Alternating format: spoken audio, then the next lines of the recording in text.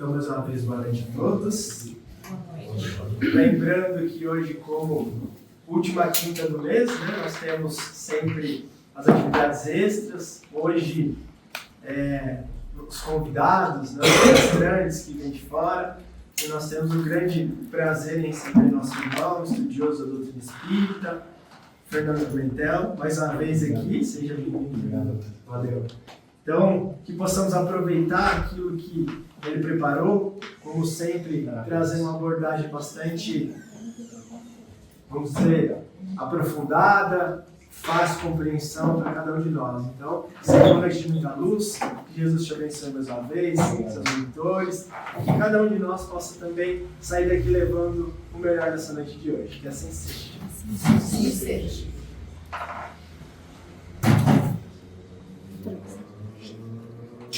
Boa noite a todos, tudo bem? Boa noite. Primeiro eu queria dizer que é uma alegria imensa estar aqui hoje. Agradeço imensamente o convite da Solange, que me deixou muito feliz, e a todos os trabalhadores da casa, Augusto, pela apresentação. E até porque essa minha função de palestrante ela estava adormecida faz um bom tempo. A espiritualidade entendeu por bem, assim eu acho, né? Me afastar dessas atividades, né? Mas a Solange me mandou uma mensagem e entendendo também que nunca estamos sozinhos, né? Nessas sessões, eu aceitei com muita alegria, porque eu gosto muito dessa casa, tenho um carinho enorme e é uma oportunidade de falar de Jesus, e sempre que é bom, sempre que a gente pode falar de Jesus, é sempre muito bom. Então a gente vai falar sobre isso. Até assim, é gozado isso, porque assim, quando a gente está lá fazendo palestra sempre, né, parece que está mais fácil, né? Aí quando a gente vai ficando enferrujado, aí eu fiquei pensando, caramba, mas o que eu vou falar, né? Que tema que eu vou falar na palestra, né?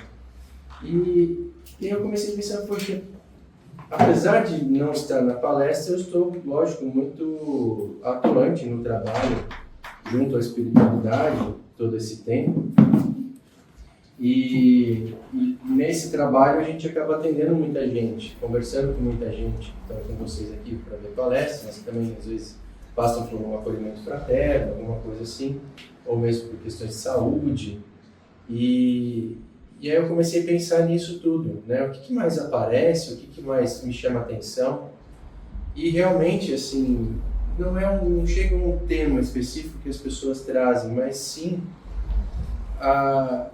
várias situações que a gente vê, que as pessoas trazem em termos de sofrimento, que me remetem ao tema da fé, ou da falta de fé, na verdade. Então a gente vê situações de saúde, situações financeiras, trabalho, relacionamento, tudo isso que são coisas do nosso dia a dia, né? Nossos problemas, nossas dificuldades, nossas provas do dia a dia. E só que cada um reage de uma forma a esse tipo de situações. E a palavra que muitas vezes eu encontro no meu dia a dia é desespero. E desespero, ansiedade, angústia, mas todas remetendo a um grande desespero, ao enorme desespero que as pessoas encontram ao se ver em situações difíceis de vida. Um emprego, um chefe que não está, que está pegando no pé, um relacionamento em casa difícil entre marido e mulher, falta de dinheiro ou medo de falta de dinheiro, mesmo questões de saúde, levando a problemas de saúde física, levando a um certo desespero. E eu sempre gostei de falar assim, que a ansiedade ela é a antítese da fé. Se você tem ansiedade, você está se preocupando com uma situação futura, ou com medo de algo que vai acontecer, ao passo que quando a gente tem fé, a gente tem muita tranquilidade, porque a gente tem uma confiança muito grande. E aqui é a primeira parte da nossa equação, aqui, a confiança. A gente tem uma confiança muito grande no porvir, né? Mas o que eu vejo mesmo na busca dentro de uma casa de oração, é justamente por essa falta de fé que me chama a atenção. E que essa é igual, mas assim, não é porque a pessoa é ruim que não tem fé. Às vezes é por falta de uma base religiosa, realmente. Falta evangelho, falta evangelização e tudo mais. Mas às vezes, mesmo com o evangelho, mesmo com a evangelização, a gente vê esse desespero em muita gente que falta, porque a gente vê que está faltando fé ainda. A verdade é essa, está faltando fé. E o que é interessante é que a gente que está aqui, que a gente que vive o Espiritismo, que pratica o Espiritismo, a gente tem uma forma de fé diferente de qualquer outra religião, acredito eu. Não conheço nenhuma que tenha algo parecido com o do Espiritismo. Tá? Quando eu falo Espiritismo, o Espiritismo de Kardec, a doutrina, a codificação. Não vejo nada igual que a gente tem, porque a fé que Kardec trouxe é a fé raciocinada. O que isso quer dizer, a fé raciocinada? É uma fé que você consegue ter base para provar, base quase científica para provar essa fé. E é assim que ele trouxe. Porque quando Kardec trouxe a doutrina, quando ele codificou, quem trouxe são os espíritos, mas quando ele codificou, quando ele organizou o ensinamento dos espíritos, ele fez isso com uma base científica. O que isso quer dizer? Ele foi lá e testou, ele teve um método que ele desenhou para testar aquilo tudo, e ele testou exaustivamente aquilo que estavam falando os espíritos para ver se era verdade ou não. Se batia, se o que falava lá em Paris era a mesma coisa que falava em Lyon, que falava lá nos Estados Unidos, se isso se repetia entre eles. E era um método científico daquela época, diferente do que se usa hoje, mas era um método científico. Então, quando eles vão trazendo isso dentro de uma base, de um método que foi sendo explicado, e quando a gente vai estudando a doutrina, estudando toda a codificação, fica mais fácil entender como funcionam as coisas no mundo e no universo, e fica mais fácil ter a fé.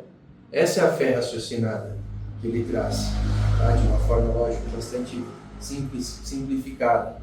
Então é uma fé diferente de qualquer outra religião, sem desmerecer, lógico, qualquer outra religião.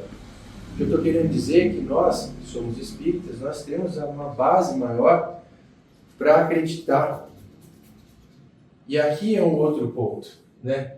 Que é o seguinte, quando a gente fala em acreditar, muita gente relaciona a fé a acreditar. Ah, eu tenho fé porque eu acredito que vai dar certo, eu acredito em Jesus, eu acredito nos espíritos e tal. Mas não é só isso a fé.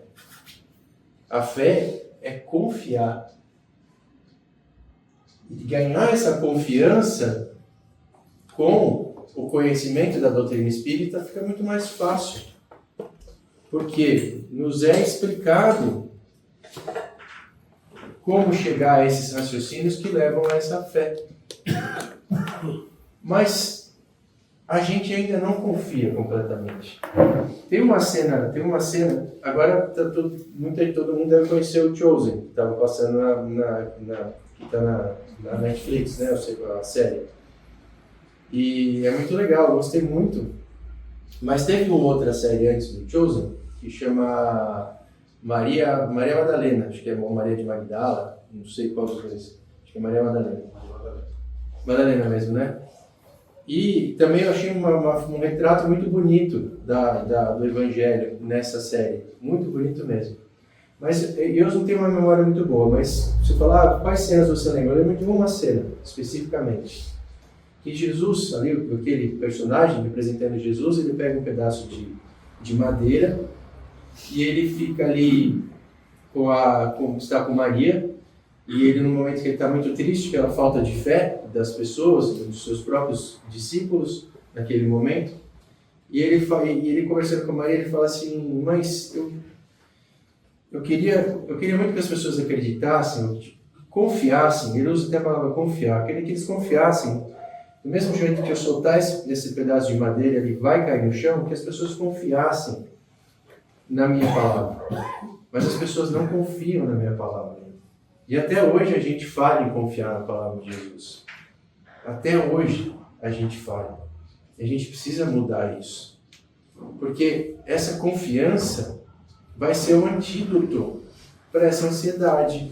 Essa confiança vai ser um antídoto para esse desespero todo. Porque pode acontecer o que for comigo aqui na Terra, todas as dificuldades, se eu confiar, eu não vou ter esse problema, eu não vou ter porque esquentar a cabeça. Está tudo bem, porque eu confio. Mas no que eu confio? Vocês podem perguntar. Eu confio no quê? No que na palavra de Jesus? No Evangelho todo? Nas parábolas e tudo mais? Tem uma coisa que a gente precisa confiar de tudo que Jesus trouxe, que é muito importante. Jesus fez uma promessa. Vocês sabem qual a promessa que ele fez? Ele prometeu um reino. Quando ele fala, meu reino não é deste mundo. O reino, ele prometeu um reino de felicidade. O que eles confundiram muito naquela época, que eles acharam que era o reino dos judeus, que iam lá derrubar os romanos e tudo mais e tal. Mas ele prometeu um reino, que as pessoas não entenderam que não era nesse mundo realmente. E se a gente conseguir confiar nisso, mas espera aí, tá, e onde que é esse reino então? Já que né, se é para a gente confiar nisso, a gente sabe, depois que veio a doutrina espírita, que esse reino de Jesus, que é o reino de Deus, ele vai ser o dia que a gente conseguir atingir o nível de espírito puro. Um dia nós vamos chegar a espíritos puros. Então não tem, que é o nível de Jesus. Um dia nós vamos chegar no nível de Jesus. Pode ser que demorem, provavelmente vão demorar alguns bilhões de anos, que para nós parece muita coisa, mas na eternidade não é tanto. Mas quando a gente chegar a espírito puro, qual a vantagem de ser espírito puro? O que eu ganho com isso, né? Sendo espírito puro, né? Não espírito inferior, ou mesmo um espírito mais elevado que a gente na hierarquia dos espíritos. O espírito puro, ele goza de plena liberdade para ele vir. Ele não precisa mais encarnar. Ele não precisa passar pelas dificuldades que a gente tem. O espírito puro consegue ver Deus, segundo dizem os espíritos no livro dos espíritos. Eles têm poderes como Jesus tinha, que a gente não consegue nem imaginar. E vivem uma felicidade plena. Tá bom. Acho que tá bom, né? Eu aceito, né? Dá para chegar lá, dá vontade de chegar lá, né? Esse é o reino que Jesus prometeu. E que todos nós vamos chegar lá. Todos nós, sem exceção, cada um que está aqui hoje, encarnado e desencarnado, vamos chegar lá a espírito puro. Essa é a boa nova, essa é a boa notícia. E se a gente confiar nisso e começar a entender melhor a questão da doutrina espírita, que explica o método de aprendizagem que Deus nos deu para chegar lá, nós vamos viver a vida muito mais tranquila. Nós vamos viver como que aqui assim, né? Como diz na passagem de Mateus, né? Por que andais ansiosos pelo vestuário? Considerai os lírios do campo, olhai os lírios do campo, como crescem, não trabalham nem fiam. Eu, porém, vos digo que nem Salomão, em toda a sua glória, se vestiu como qualquer um deles. Pois se Deus assim veste a erva do campo, que hoje existe, amanhã é lançada no forno, quanto mais a vós, homens de pouca fé. Então, essa passagem mostra que quando a gente consegue ter essa confiança, a gente consegue chegar nesse ponto de colocar dentro de nós essa passagem, esses versículos. E falar assim, poxa, eu não preciso me preocupar. Eu confio tanto em Deus, eu vou chegar naquele lugar, eu vou chegar naquele reino, para que eu vou ficar me preocupando? Para que eu vou me preocupar se a bolsa vai cair ou vai subir? Para que eu vou me preocupar se eu vou ficar juntando dinheiro, se eu não vou ficar juntando dinheiro? Para que eu vou me preocupar do que falaram de mim lá na esquina? Se eu ficar doente, tiver uma doença, mesmo que grave, por que eu vou entrar em desespero se eu sei que a vida vai continuar? E isso faz parte de um processo de aprendizagem para eu crescer. Mas isso tem um perigo. Isso tem um perigo. E a gente encontra aí essa explicação, né, no capítulo Buscai e Achareis do Evangelho segundo o Espiritismo. Que o leitor desavisado pode dizer, então quer dizer que eu vou viver uma vida assim, acomodado, tranquilo, vou viver, deixa a vida me levar, a vida leva eu, né? Como diria o Zeca Pagodinho. Né? Então é assim que é legal, vou lá para a praia, vou fazer umas miçangas, vender, tá tudo bem, e Deus vai prover. Eu sei que Deus vai prover, né? Assim que nossos irmãos evangélicos falam, Deus vai prover, tá? Então, mas não é isso. Não é isso que quer dizer. Não é isso que quer dizer. Tem outra coisa. Porque assim, se eu ficar acomodado, eu não vou chegar lá. Porque ao mesmo tempo que Jesus falou que tem um reino nos esperando, ele falou o jeito de chegar nesse reino. Ele deu o caminho. E nesse versículo, né, se eu não me engano, alguém pode me corrigir, tá? Porque minha memória eu já falei que é ruim. Antes de falar que ele é o caminho... Bom, está aqui já. Eu sabia que eu esqueci, então depois a cola. Eu sou o caminho, a verdade e a vida. Ninguém vai ao Pai senão por mim. Ele deu o caminho. O caminho é Ele, é Jesus. Mas como assim o caminho é Jesus? O que a gente tem que fazer? Não acabei de falar que Jesus chegou lá já? Se a gente quer chegar, vamos supor que eu tenho um filho que está prestando vestibular agora. E eu tenho 2 professores. Tem um professor que é um menino inteligente da idade dele que não fez vestibular ainda, mas é inteligente, era o melhor aluno da sala. E eu tenho um outro professor que passou na faculdade mais difícil que ele quer e é inteligente e dá uma boa aula também. Os 2 dão boa aula. Para quem que eu vou levar? Em quem que eu vou seguir? Aquele que já passou por que ele passou, já tem a experiência. Jesus já tem a experiência. Foi evoluindo bilhões e bilhões e bilhões de anos. Segundo Haroldo Dutra Dias, ele evoluiu em planetas que nem existem mais.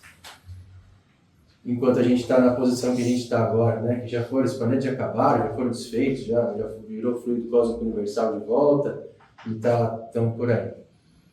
Então, a gente vai seguir Jesus, mas seguir como? As palavras dele, seguir a vida dele. Só que para isso a gente precisa conhecer o Evangelho. A gente precisa conhecer a palavra de Jesus, a gente precisa conhecer o que ele falava, precisa conhecer os exemplos que ele dava, conhecer como ele agia nas diversas situações. A gente precisa conhecer Jesus. E aí um ponto, então quer dizer que não dá para ficar tocando harpa, né? Esperando chegar na vida feliz, né? Deixa a vida me levar. Não, a gente vai ter, na verdade, que trabalhar. Então, quando eu passei o tema da... pode ser. Quando eu passei o tema da palestra para a Solange, eu falei de confiança e entrega, né? Mas eu coloquei mais uma aqui na equação, o trabalho também. Porque quando a gente fala que a gente quer seguir Jesus, que a gente quer seguir o exemplo dele, e alguém que se sacrificou, topou ir para a cruz, que não precisava, ele tinha poder para não ir para a cruz. Ele sabia, era só fazer isso, não iria. mas para dar o exemplo, para mostrar quem ele era para nós, não é nada ocioso isso, nem um pouquinho, né? Muito pelo contrário. Tem muito trabalho aí, muito trabalho. E a gente tem muito trabalho também para fazer, para chegar lá. Mas aí quando a gente volta no tema da fé, né, quando a gente volta a falar da fé, como é que chega nessa equação para chegar na fé de verdade? Como é que ela é formada?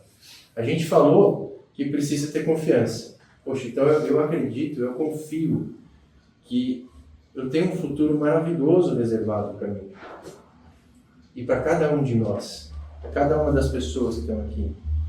E aí, a hora que a gente vai estudar, e aqui é o primeiro ponto do trabalho, quando a gente fala em trabalho, é o estudo, a gente precisa estudar.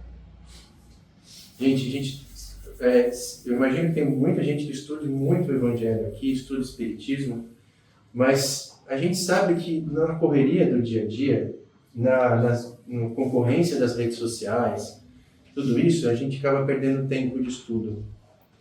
E falando em redes sociais, poxa, a gente hoje não tem nem mais a desculpa de ter que ficar lendo as obras. A gente pode escutar as obras básicas e não tem mais a desculpa de se eu estou sozinho, não faço parte de um grupo que estuda as obras básicas de Kardec, eu posso entrar, poxa, tenho muitas referências boas de pessoas e grupos que estão explicando essas obras básicas de uma forma maravilhosa. Eu vou trazer aqui para vocês, eu até peço desculpas que eu ia colocar isso no slide, mas assim, o próprio Haroldo Dutra Dias, que eu falei, um palestrante magnífico, ele traduziu todo o Evangelho de novo. Traduziu, ele foi lá, estudou grego, estudou aramaico, tem uma inteligência um pouquinho acima da média, sendo juiz tudo isso, né? Então ele foi lá. E aí ele traduziu e ele tem as lives dele que ele faz toda semana, um dia estudando o Evangelho de João, outro dia estudando as cartas de Paulo e depois na quinta-feira estuda a obra de André Luiz. Então assim, tá lá no YouTube, à vontade para pegar e ler. A Federação Espírita Brasileira, a FEB, tem podcasts e também no YouTube estudando o Livro dos Espíritos, o Livro dos Médiuns, a Gênese, o Céu e o Inferno também. Poxa, são estudos magníficos das obras que assim, a gente não tem mais desculpa para não estudar, a gente precisa estudar, porque quanto mais a gente estuda, mais a gente confia. E quanto mais a gente confia, mais a gente se entrega. Se entrega ao quê? Entrega ao trabalho, inclusive. E aí o trabalho do estudo é uma coisa. O outro trabalho é o nosso trabalho do dia a dia. O trabalho que começa na hora que eu acordo em casa, com as pessoas que moram comigo, como é que eu vou cumprimentar essas pessoas, como é que eu vou dar bom dia, como é que eu vou segurar uma irritabilidade minha. O trabalho de quando eu vou para o meu trabalho mesmo, para a minha escola, para a minha faculdade, como é que eu vou me portar lá, qual o gás que eu vou dar lá, como é que eu vou me empenhar nesse trabalho. Tudo isso é trabalho. Como é que eu vou cuidar da minha saúde?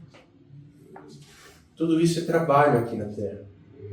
Porque se a gente confiar, se a gente trabalhar, é só a gente se entregar, que as coisas boas vêm.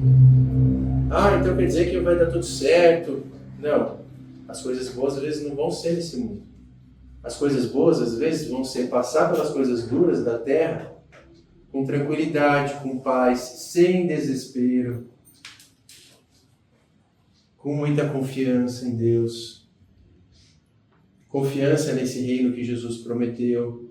Mas a gente precisa trabalhar, a gente precisa fazer a nossa parte. Então, muita gente às vezes vem no centro que eu trabalho, pedir coisas assim, não, preciso tal. Trabalha, faz a sua parte. Faça as suas orações. É outro ponto muito importante. Outro ponto muito importante, a oração.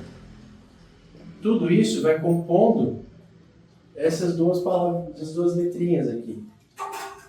Tudo isso. Porque a hora que eu realmente confio e eu vou lá e eu trabalho, eu faço a minha parte, eu estou consciente, eu estou estudando, eu estou procurando entender cada vez mais de Jesus. E quando a gente entende a palavra de Jesus, as coisas vão acontecer na nossa vida e a gente de repente lembra que a espiritualidade não consegue soprar tudo no nosso ouvido se a gente não der substrato para eles muitas vezes. Se a gente estudar, se a gente conhecer o Evangelho, você pergunta, o que Jesus faria nesse momento aqui? Preciso tomar uma decisão. Qual decisão Jesus tomaria? Eu preciso chegar rápido. Dá um exemplo assim, bobo. Eu preciso chegar rápido em tal lugar. Tá? O que Jesus faria aqui no meu lugar? Ele andaria 140 por hora, 180? Não. Ele não atrasaria numa próxima, talvez. Tá? Então nós vamos chegar lá. Sabe essas coisinhas pequenas do dia a dia? Coisinhas pequenas do dia a dia. Se a gente estiver conectado, os nossos amigos espirituais, eles estão prontos para... Eles já sopram no nosso ouvido o tempo todo. Mas se a gente der esse substrato do estudo para eles, é como acontece na mediunidade. O médium, se ele estuda, ele se torna uma ferramenta melhor na mão da espiritualidade. Mas nós todos somos médiums. Todos. Todos temos essa capacidade de intercâmbio com o plano espiritual. Com os nossos mentores, nossos anjos da guarda. Só que eles também precisam dessa devolutiva, eles precisam do nosso trabalho. Para que eles possam nos ajudar mais. Então, pessoal, eu encerro convocando todos ao estudo. Que a gente parta daí. A gente precisa estudar, a gente precisa conhecer a doutrina a fundo. A gente precisa ter não dá para passar essa encarnação sem ter lido, no mínimo uma vez, o Livro dos Espíritos de cabo a rabo, sabe? De capa contra capa. A gente precisa, sem ter lido o Evangelho. Gênesis é difícil. Poxa, mas tem lá um podcast da FEB explicando capítulo por capítulo, de uma forma magnífica. Vamos estudar, gente. Vamos conhecer o Evangelho. Então, um amigo meu falou outro dia assim, deve ser algum jargão, assim, né? Isso até. Falou, poxa, a Bíblia é o livro mais antigo que tem e ninguém lê, né? Todo mundo tem em casa, às vezes, ninguém lê, né? A gente precisa ler a Bíblia. A gente precisa seguir o exemplo dos nossos irmãos evangélicos. E ler a Bíblia também. Conhecer as passagens de Jesus. Né? Outro dia vou dar um exemplo para vocês, assim. Resolvi ler, peguei o Evangelho de João para ler. Aí, porque lá justamente no Chosen, a parte que eu mais gostei foi a conversa de Jesus com Nicodemo. Eu falei, deixa eu ver como ler isso aqui direto na Bíblia, como é que tá, né, no Evangelho. Aí eu comecei a ler, não entendi nada. Nada. Nossa, caramba. Aí eu fui no Haroldo Dutra. Aí a coisa ficou clareando. Putz, nada como um instrutor. Olha as facilidades que a gente tem hoje, né? A tecnologia trouxe coisas maravilhosas para nós. Isso se a gente não der passar no chat GPT e depois bater com o que o Haroldo falou, ui, aqui o chat GPT sabe do Evangelho também. Então a dica também é às vezes dar uma olhada com ele. Mas é bom conferir, tá? Vamos dar uma conferida. Mas traz também, se tiver uma dúvida rápida que você queira tirar, usa. E vamos usar essas coisas para o bem. Tá? Vamos estudar, pessoal, vamos estudar. Estudar para poder fortalecer essa nossa fé. Vamos confiar para fortalecer essa nossa fé. E aí a gente se entrega mesmo. Aí a gente se entrega. Porque não é uma entrega ociosa, realmente. É uma entrega assim, olha, eu estou trabalhando, estou fazendo minha parte.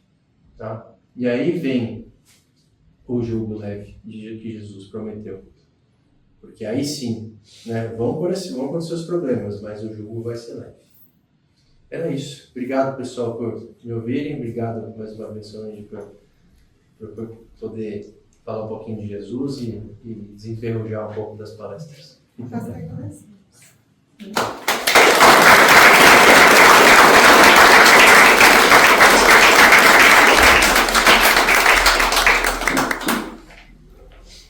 Ô, Fernando, pode fazer perguntas? Oi? Sim, claro. Se vocês quiserem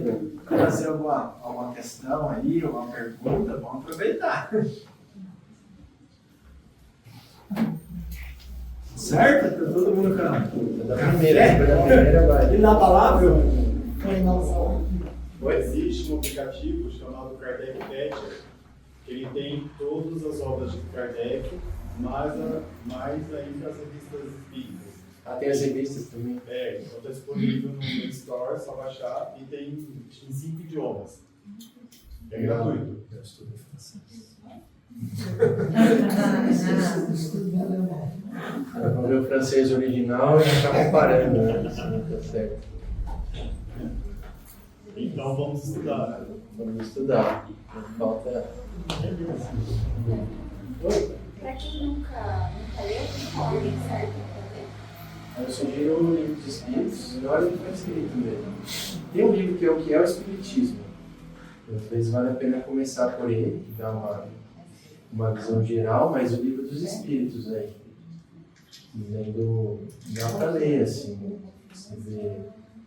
Tem um livro que você não vai ler rapidão, assim, né? Passar, né? Tem que parar, refletir. Mas a constância é fantástica nesse aspecto. Se você fazer um pouco todo dia, um pouco por semana, você vê já acabou. E os espíritos, depois, aí depende dos médiuns, depende da questão da mediunidade, se você quer se aprofundar, mas é o livro dos espíritos e depois é o Evangelho. Aí volta de novo, né? Igual a série do André Luiz, tem a série do André Luiz que é maravilhosa também, ele depois do livro dos espíritos também. E são 15, 16 livros, não lembro? 16? Alguém me lembra? 16 livros? Mas é romanceado o Nosso Lar, começa com o Nosso Lar, que foi isso, tem o filme. Depois Os Mensageiros, Missionários da Luz, O Obreiros da Vida Eterna. Também é um estudo fantástico da obra do Kardec. Né? Se você lê o livro dos Espíritos primeiro para entender o Espiritismo e depois passar para esse, é uma boa. Mais nenhuma? Você trouxe um ponto que a irmã sempre fala pra gente, da importância do estudo. Sim. Que não adianta nada a gente ter a casa aqui, né, se não tem o estudo.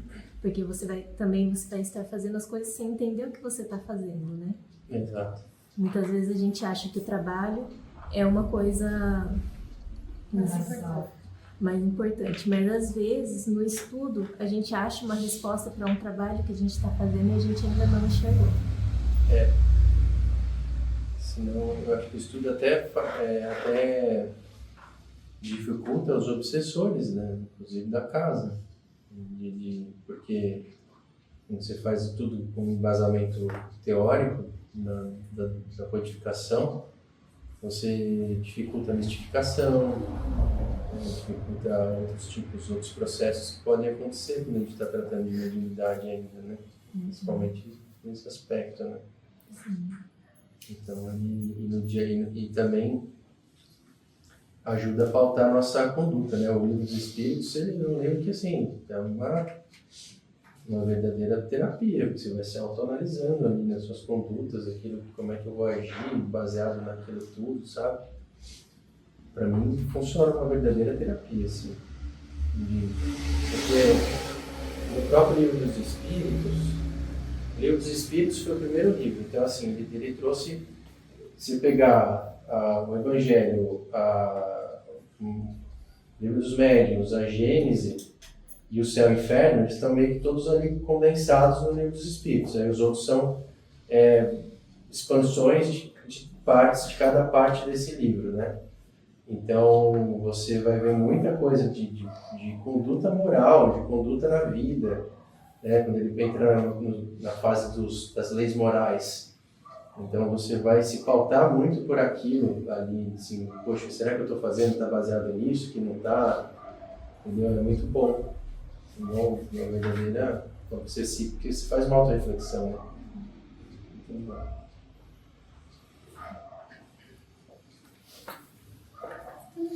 Certo? Então, mais uma vez, muito obrigado, Fernando.